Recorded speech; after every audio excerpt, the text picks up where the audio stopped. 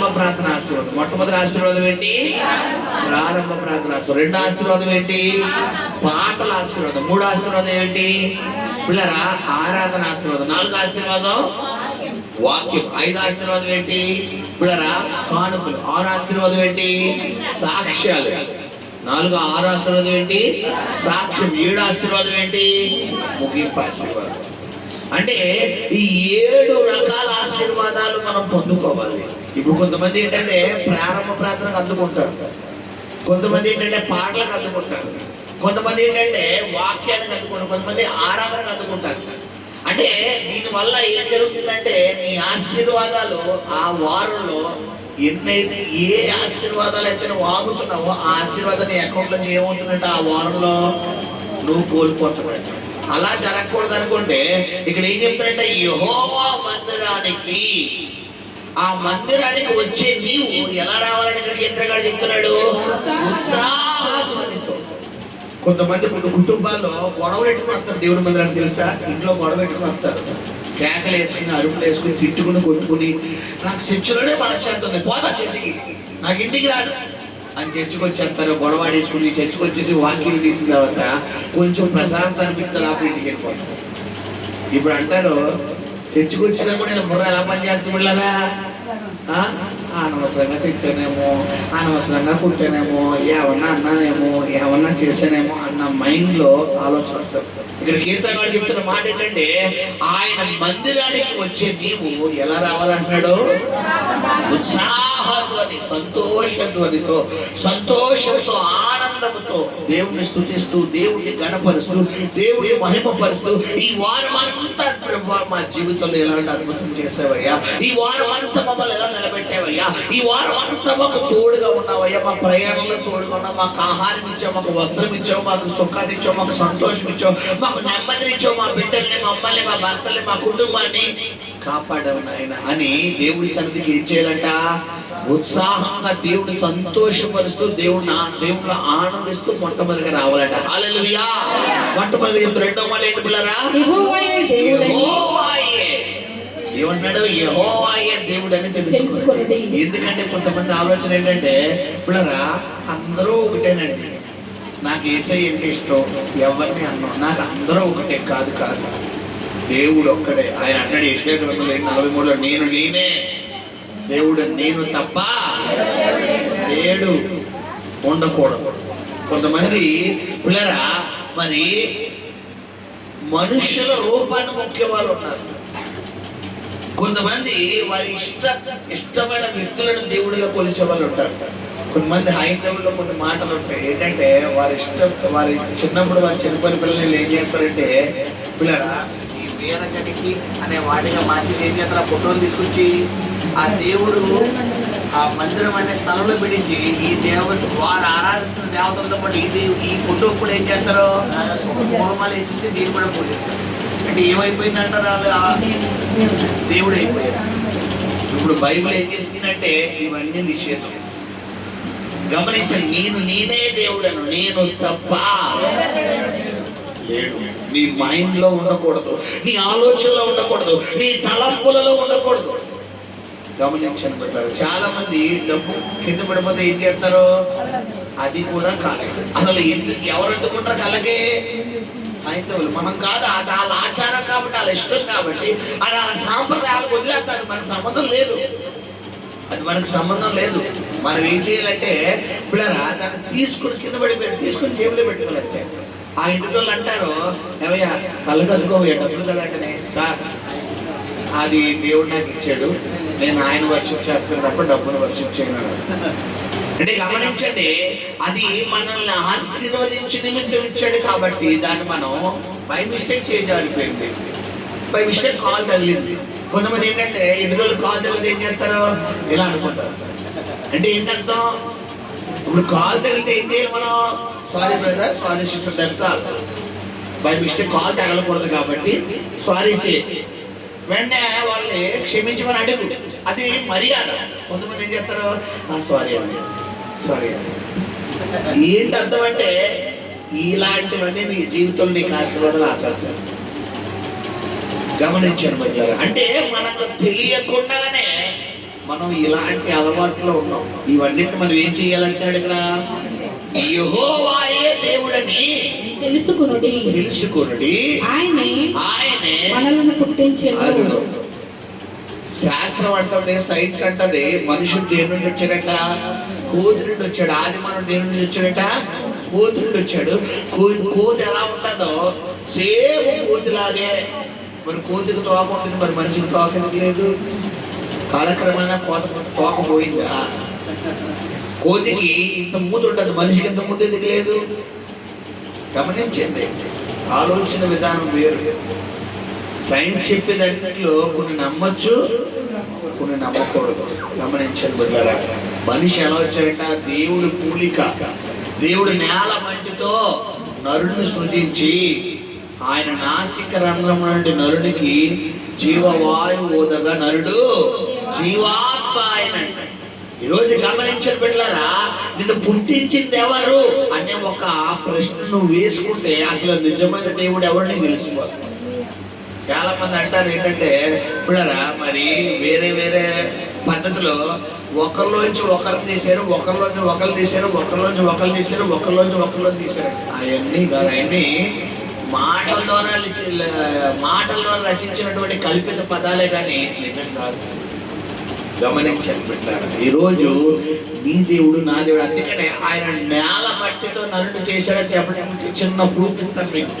అది అందరూ ఫాలో చేయగలరు. నీ చేతిని ఇలా అంటే, ఒక కుడి చేతి ఒక ఎడం చేతి ఎలా అంటే ఏమొచ్చింది?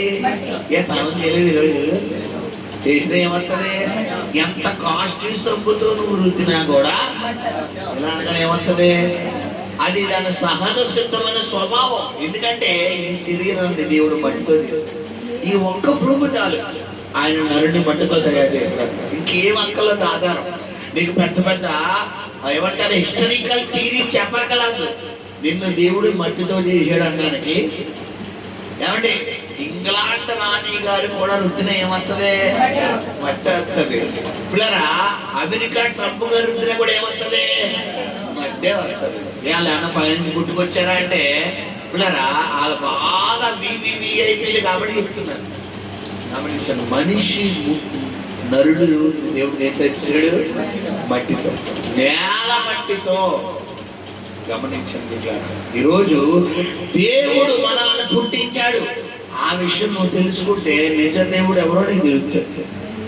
ఎప్పుడైతే నిజ దేవుడు తెలుసుకుంటావో నువ్వు ఎలా అంగీకరించాలని ఇప్పుడు సొంత రక్షకుడుగా అంగీకరించాలి. తర్వాత ఏం చెప్తున్నాడు పిల్లరా? మనము ఆయన వారము, ఆయన ప్రజలము, ఆయన మేపు గొర్రెలము. మూడు మాటలు అంటాడు. మొట్టమొదటిగా మనము ఆయన వారము, ఆయన ప్రజలము, ఆయన మేపు. అంటే మూడింటికి ఒకటే అర్థం. ఆయన వారం అన్నా, ఆయన ప్రజలమన్నా, ఆయన మేపు గొర్రెలమన్నా. ఆయన వారం అంటే ఆయనకు మాత్రమే సంబంధించిన వారు. ఆయన కాకుండా ఇప్పుడు ఒక కన్యకున్నారు, వివాహం కాని కన్యకు వివాహం కాలేనప్పుడు ఈమె తన వయసుకు తగ్గట్టుగా ఉన్న వ్యక్తులు ఎవరు వారి తల్లిదండ్రులు ఎవరు తీసుకొచ్చినా ఆ వ్యక్తి ఈ అమ్మాయిని చూసి ఈ అమ్మాయి నాకు నచ్చిందని చెబితే ఆ వ్యక్తికి సంతోషం. ఆ వ్యక్తి తన జీవితంలోకి వచ్చాక 3 గుడులు పడిన తర్వాత, పెళ్లి అయిపోయిన తర్వాత ఆ వ్యక్తికి మాత్రమే ఈ అమ్మాయి సొంతం అవుతారు. ఆ కార్యం జరగలేనంత వరకు ఈ అమ్మాయి ఎన్ని పెళ్లి చూపులు వచ్చినా వాళ్ళందరూ సొంతం అయిపోతా. పెళ్లి చూపులు అవడం గొప్ప, పెళ్ళి అవడం గొప్ప. పెళ్ళి అవుతేనే సంబంధం. ఇప్పుడు మొదటి రాకడలో సంఘాన్ని ఏం చేశాడు ఆయన? నిశ్చితార్థం. నిశ్చితార్థం ఆల్మోస్ట్ 8 సమానం. పెళ్ళి అయిపోయినట్టే. ఇప్పుడు మనము ఆయన వారం అంటే మనం ఎవరి సొత్తు అంటే కదా? దేవుడు సొత్తు. మరి దేవుడు సొత్తు, దేవుడు ప్రజలుగా మనం కొనియాడుతున్నప్పుడు, దేవుడు మేపు గొర్రెలుగా మనం ఉంటున్నప్పుడు మనం వేటి వైపు వెళ్తున్నాం? ఈరోజు వేటిని దేవుళ్ళుగా కొలుస్తున్నాం, వేటిని ఆరాధిస్తున్నాం అన్నది ఒక ప్రశ్న. తర్వాత చదువుకున్నాం. చదివినాడు కృతజ్ఞత ఏం చెప్తున్నారంటే ఇక్కడ కృతజ్ఞత అర్పణలను చెల్లించు. ఆయన గుమ్మములో ప్రవేశించుడి. ఈ రోజు మన జీవితంలో దాదాపు జనవరి 1వ తారీఖు నుండి ఈ రోజు వరకు ఆయన సన్నిధిలోకి నువ్వు ఎలా వస్తున్నావు ఒకసారి జ్ఞాపకం చేసుకున్నప్పుడు, జనవరి 1వ తారీఖు నుండి ఈ రోజు వరకు నీ జీవితంలో దేవుడు చేసిన మేలు ఎన్ని ఉన్నాయి, ఎలాంటి పరిస్థితుల్లోంచి దేవుడు నేను విడిపించాడు. ఒకప్పుడు నీ పరిస్థితి ఏంటి, ఒకప్పుడు నీ పరిస్థితి ఏంటి, ఎలాంటి సమస్యలు, ఎలాంటి శోధనలు, ఎలాంటి రోగము. ఈ జనవరి నెలలో కావచ్చు, ఫిబ్రవరి నెలలో కావచ్చు, మార్చి ఏప్రిల్ కావచ్చు, మే జూన్ కావచ్చు, జూలై ఆగస్ట్ కావచ్చు, సెప్టెంబర్ అక్టోబర్ నవంబర్, స్టిల్ ఈ డిసెంబర్ ఫస్ట్ వీక్ కావచ్చు, ఫస్ట్ వీక్ వరకు ఎలాంటి టెన్షన్ కూడా నువ్వు వెళ్ళవు.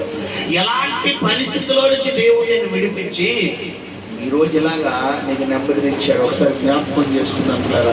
చెప్తున్నాడు ఆయన ఏంటంటే, మొట్టమొదటిగా ఆయన ఆవరణంలో కంట ఆయన మందిరంలోకి ఉత్సాహగానం చేస్తూ రావాలంటున్నాడు. రెండవదిగా ఆయనే మనకి దేవుడు అంటున్నాడు. తర్వాత మనం ఆయనే మనల్ని పుట్టించారంటాడు. తర్వాత మనం ఆయన ప్రజలం అన్నాడు. ఆయన వారం అన్నాడు. ఆయన మేపు గొర్రెలం అన్నాడు. ఇక్కడికి వచ్చేసరికి కృతజ్ఞతార్పణలు. అర్పణ అంటే ఏంటి? అర్పణ అంటే ఏంటి? దేవుడికి ఇచ్చేది. అర్పణ అంటే ఏంటి? కృతజ్ఞత. అర్పణ అంటే ఏంటి? కృతజ్ఞత అంటే ఏంటి చెప్పాలి. ఇప్పుడు ఎవరైనా ఏదైనా మనకు డబ్బు సహాయం చేశారు, తిరిగి వాళ్ళకి డబ్బు ఇచ్చేసాం. ఇచ్చేసిన ఒక మాట అంటాం. ఏంటి ఆ మాట? ఎందుకన్నా మాట? మన డబ్బు ఇచ్చారు, డబ్బు ఇస్తాం. డబ్బు ఇచ్చంటే ఇచ్చేసాం. ఎందుకు థ్యాంక్స్ చెప్పాలి? సరైన టైంకి సాయం చేసి.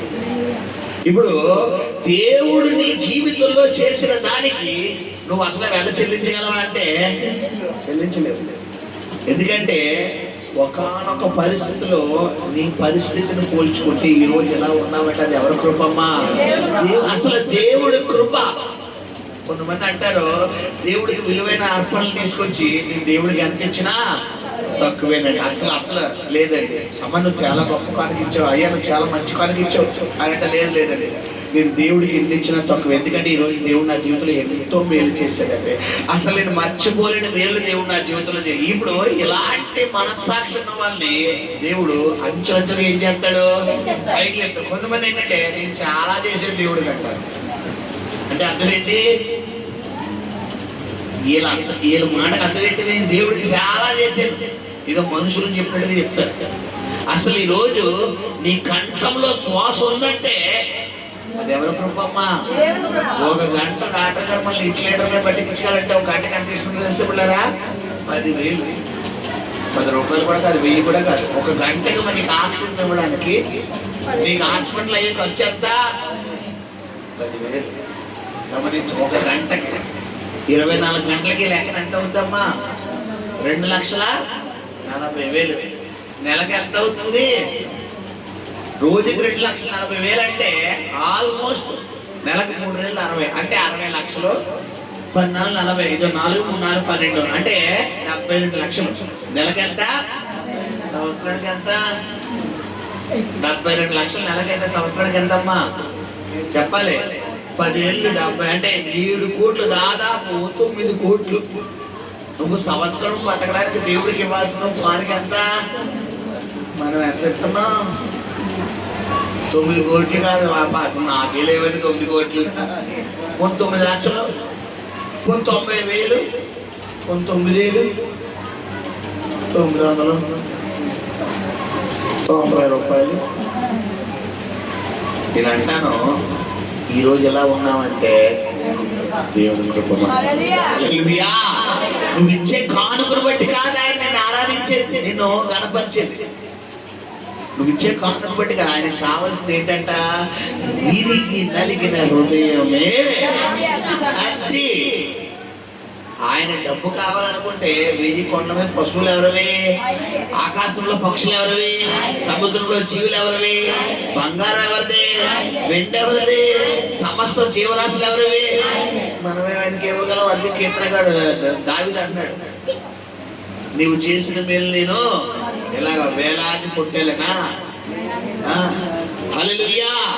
నీవు చేసిన ఉపకారములకు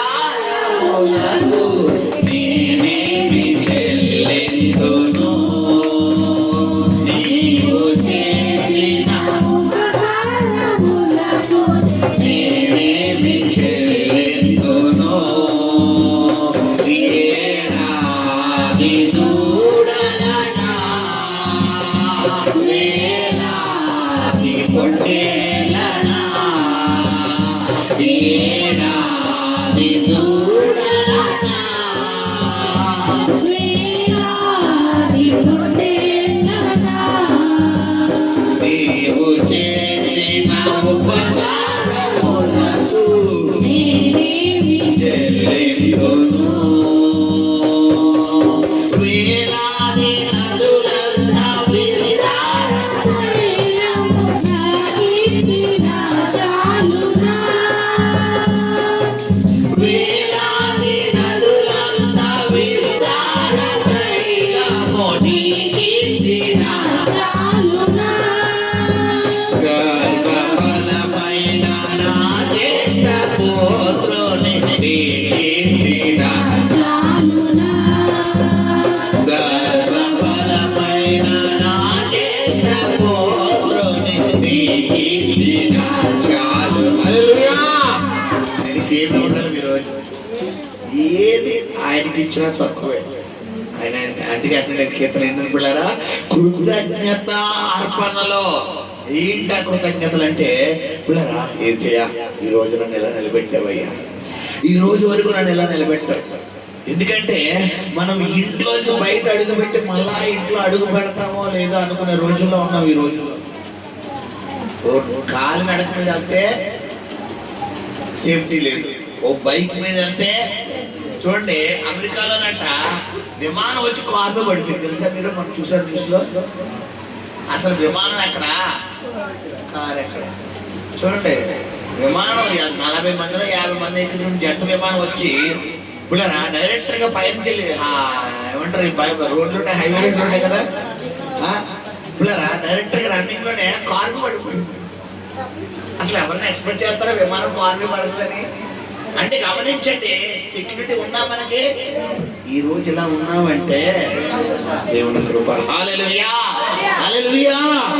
కాబట్టి గమనించండి, ఆయన మందిరంలోకి ఎలా రావాలంటే ఇక్కడ మొదటిగా ఉత్సాహంతో అని చేస్తూ రావాలి. రెండోదిగా ఆయన మన దేవుడని రావాలి. తర్వాత పిల్లరా మనం ఆయన ప్రజలమని స్తుతిస్తూ రావాలి. తర్వాత ఏం చెప్తారు పిల్లరా, ఆయనే మనల్ని పుట్టించడం తలుచుకుంటూ రావాలి. ఆయన వారమని రావాలంట. హల్లెలూయా. తర్వాత ఏంటో ఉత్సాహగానము చేస్తూ హల్లెలూయా. ఆ తర్వాత ఏం చెప్తాడు, ఆయన కృతజ్ఞత అర్పణలు చెల్లిస్తూ రావాలంట. తర్వాత కీర్తనలు పాడుచు కీర్తనలు పాడుచు. కొంతమంది ఎలా వస్తారంటే అంటే ఏంటిది తిట్టుకుంటూ కొట్టుకుంటూ వస్తారు.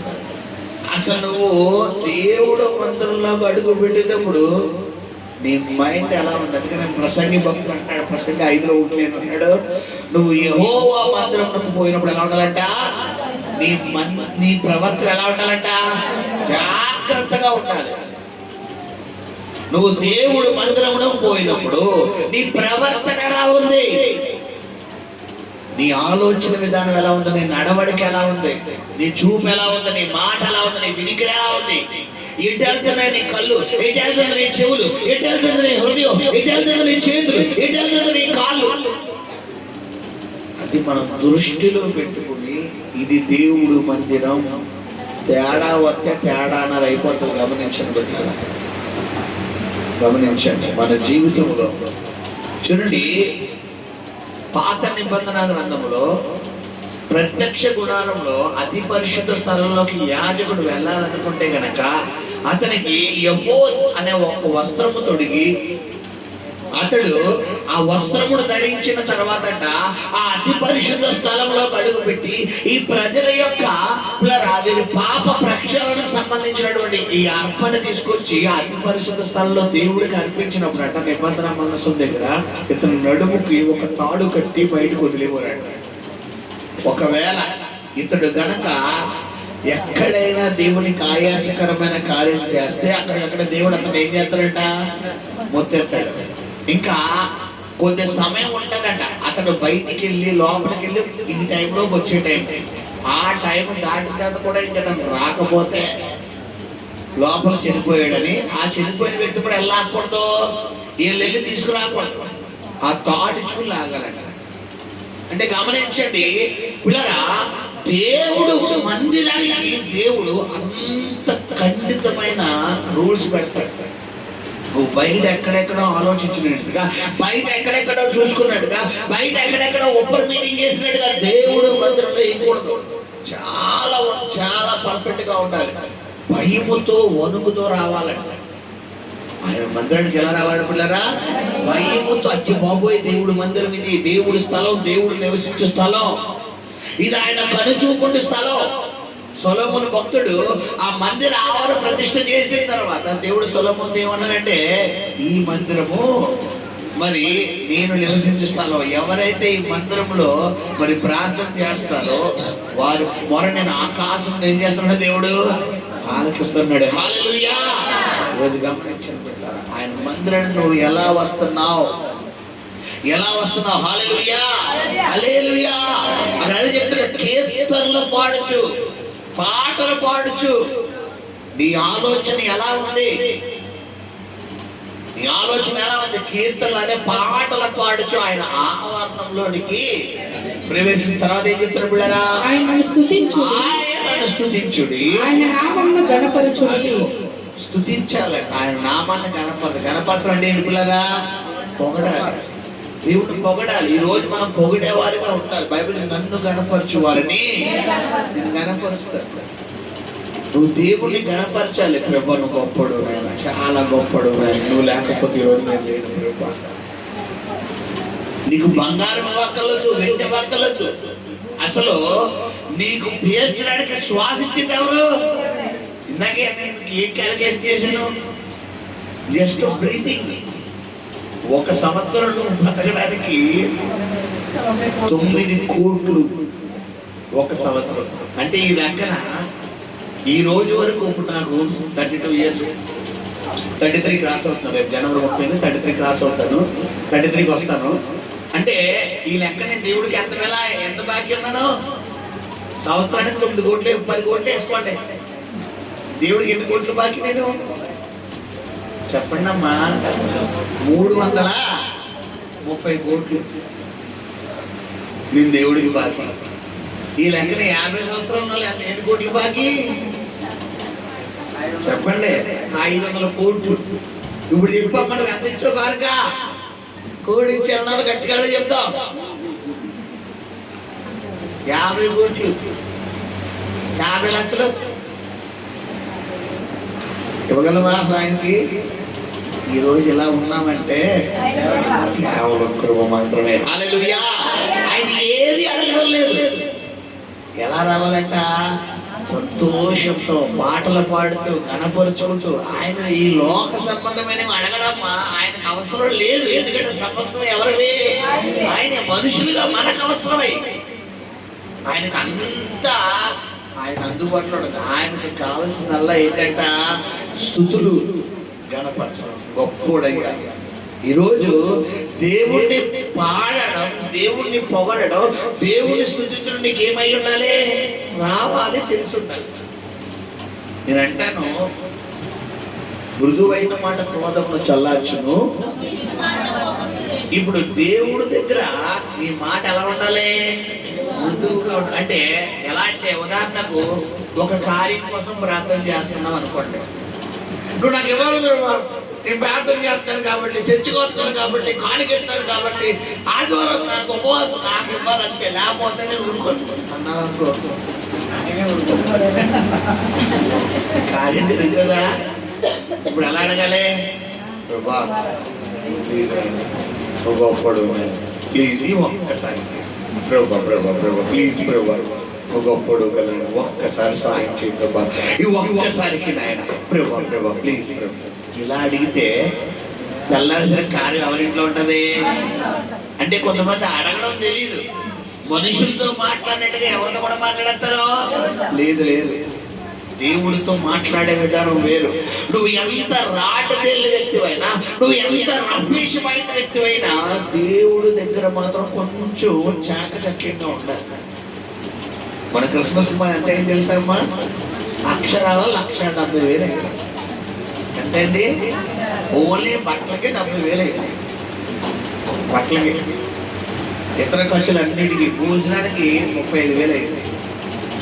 భోజనాలకి, ఆ స్నాక్స్కి, వాటికి కలిపి సప్లైకి 15,000.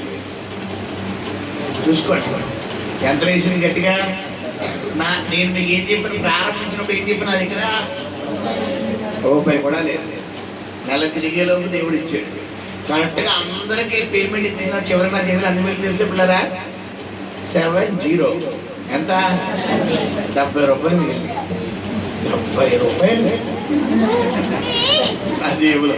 ఆ 70 కూడా ఎలా వచ్చినాయి అంటే, మా అత్తయ్య గారు వాళ్ళ ఆడపడుచు, నేను పేమెంట్ ఇచ్చేసి అందరికి ఇచ్చేసినందుకు ఎంత కొత్తంటాయి, మా మాయ గారు కానుక పంపించారు. అలా అక్కగారు కానుక ఇచ్చారండి. డబ్బులు చెప్తే 50 రూపాయల కాయంతో, 20 రూపాయల కాయంతో ఒక పొట్టలో పేపర్లో మడతెట్టి ఇచ్చారు.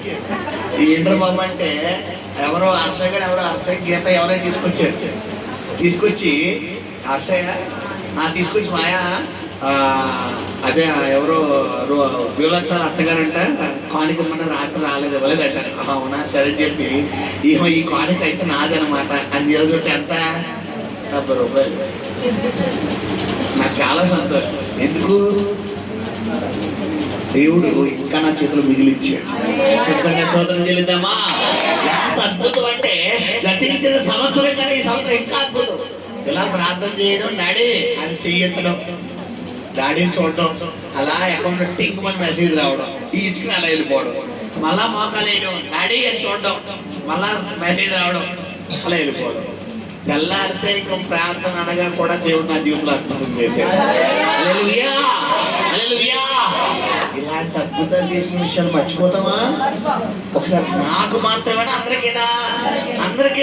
ఎందుకంటే దేవుడు చేసిన మేలు ఏది మర్చిపోకూడదు బైబిల్ చెప్తుంది.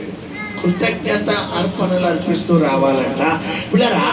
ఆయన పొగుడుతూ రావాలంట, ఆయన పాడాలంట, ఆయన గణపరచాలంట. తర్వాత ఏం చెప్తాం? చివరిగా చదువుకుని ముగిద్దాం. చదువురాడు. యెహోవా దయాళుడు, ఆయన కృప నిత్యము ఉండును. ఆయన కృప ఎలా ఉందంట?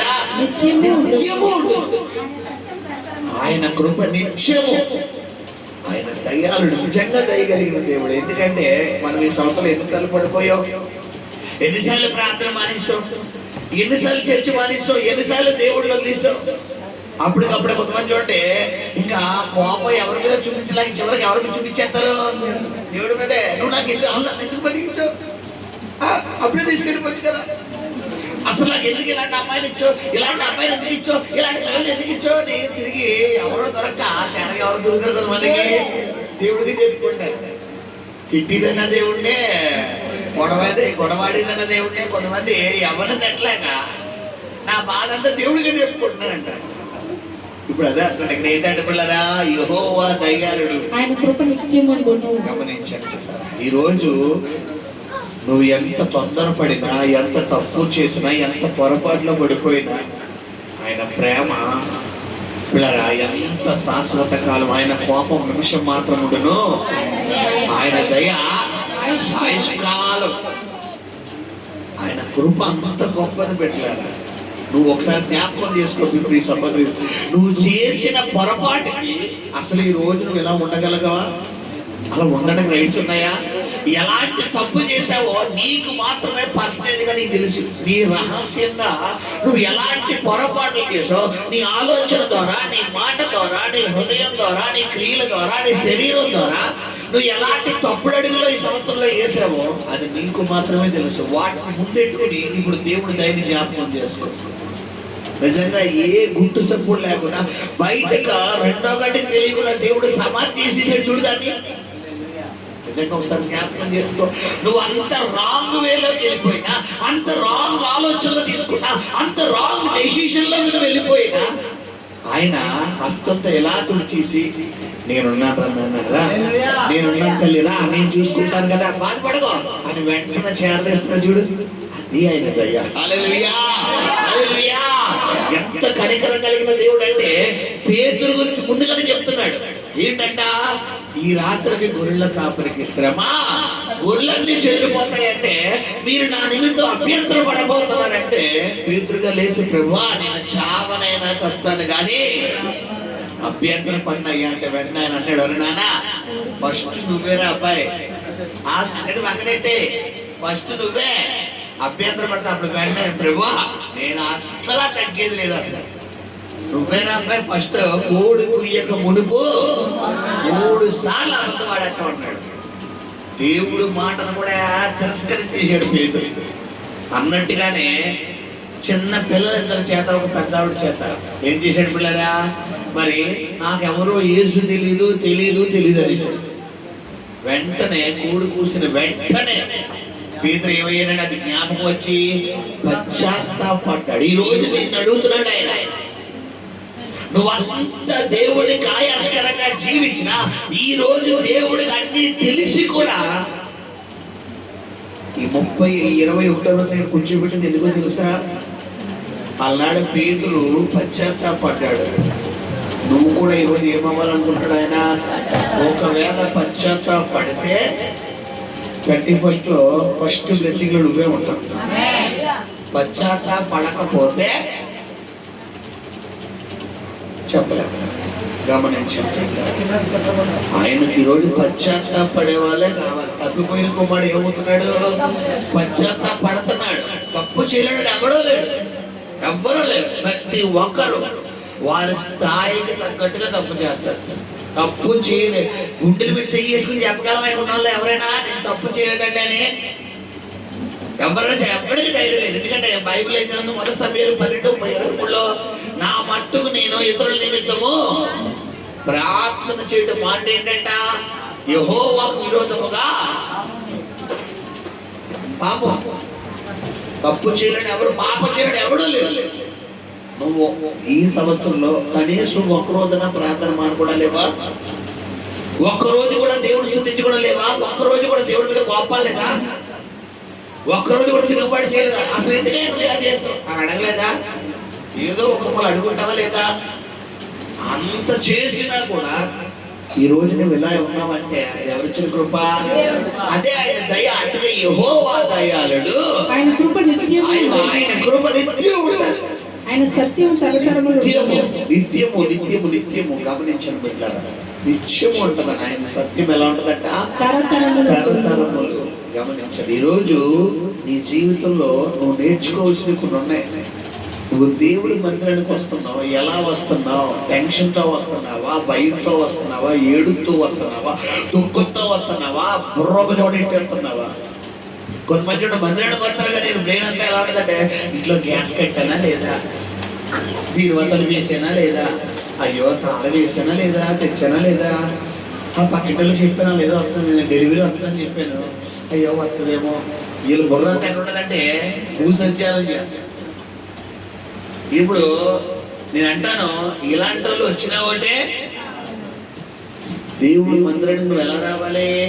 మొట్టమొదటిగా ఉత్సాహంగా చెప్తూ రావాలి, సంతోషిస్తూ ఆనందిస్తూ. ఈ రోజు ఎలా ఉన్నానంటే, హల్లెలూయా, ఇలా ఉన్నానంటే నీ కృపేగా, ఇంతవాడినయ్యానంటే నీ కృపేగా,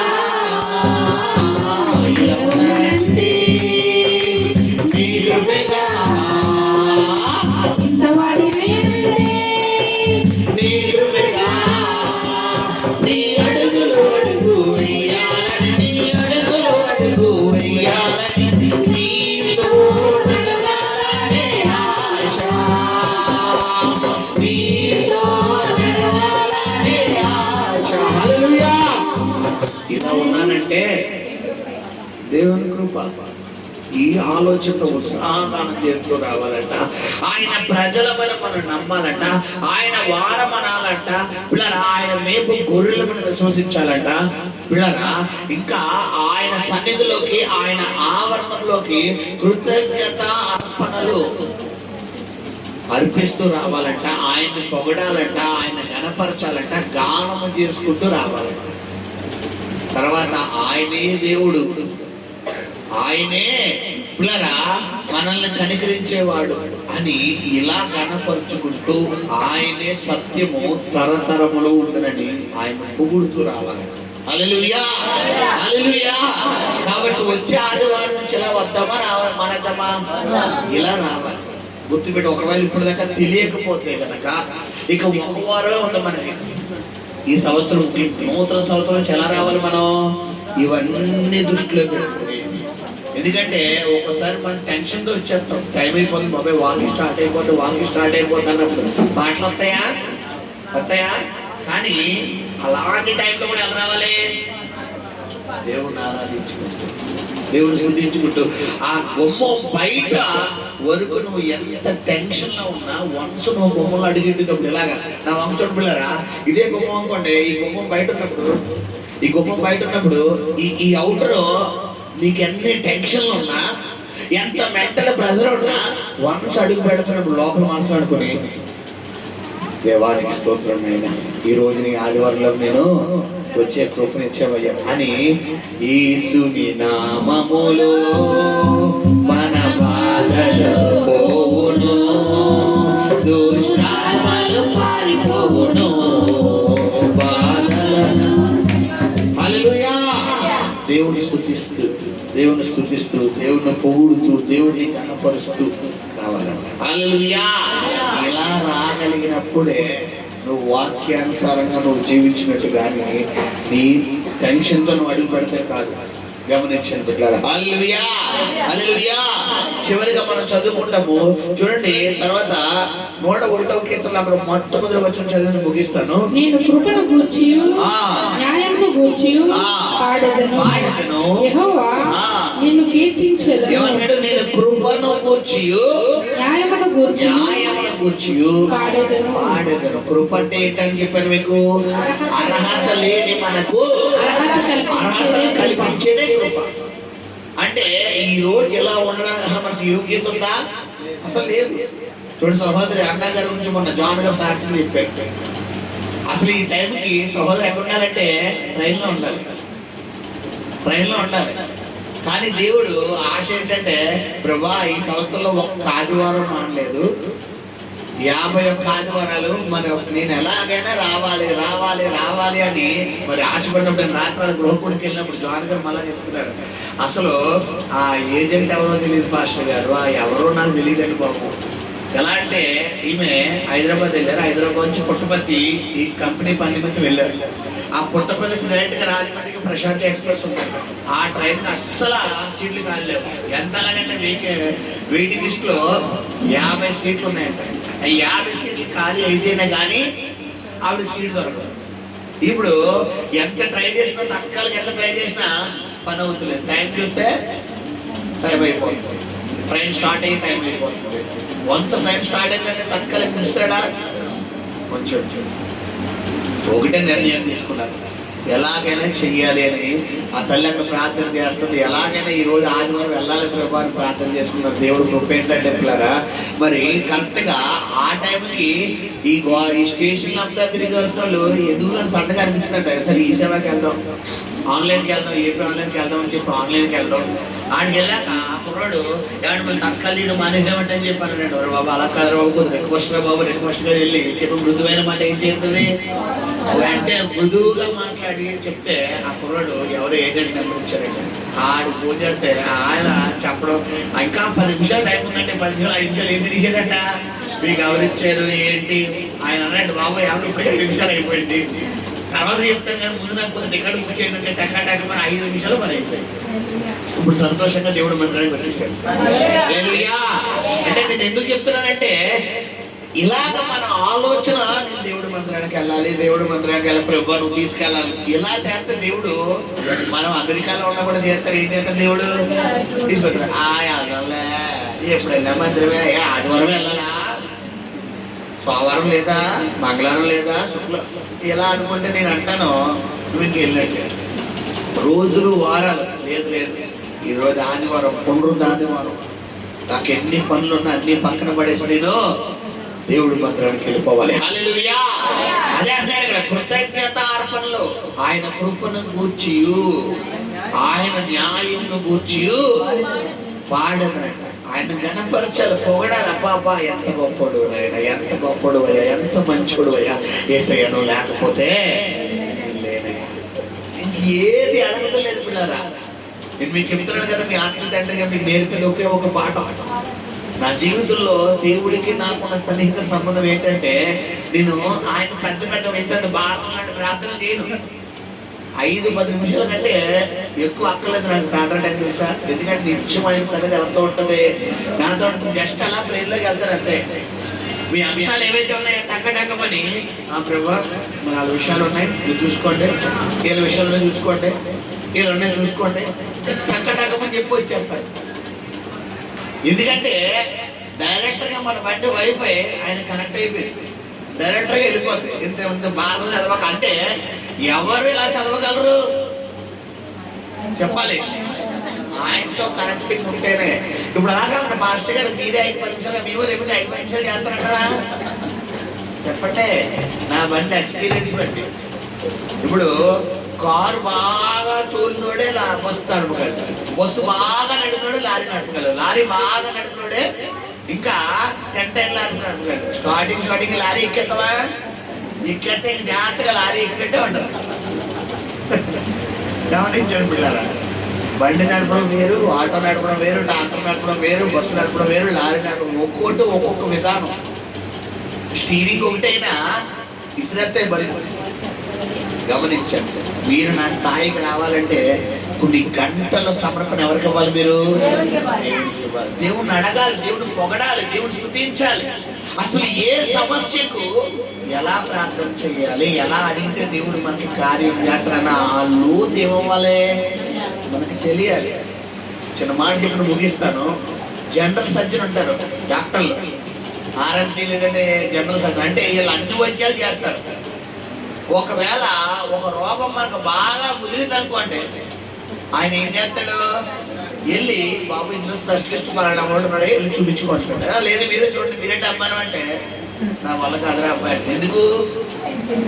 అందులో పై టచ్అప్లో తెలుసు కానీ ఆయనకి ఇప్పుడు లోతుకి వెళ్ళాలంటే అందులో ఎవరైతే లోతుగా, ఇప్పుడు ఎప్పుడు నీకు లోతుగా తెలుస్తుంది, దేవుడితో నువ్వు లోతుగా వెళ్తే ఆయన ఎలా పొగడాలి, ఎలా స్తుతించాలి, ఎలా ప్రార్థన చేస్తే ఆయన కార్యాలు జరుగుతాడు.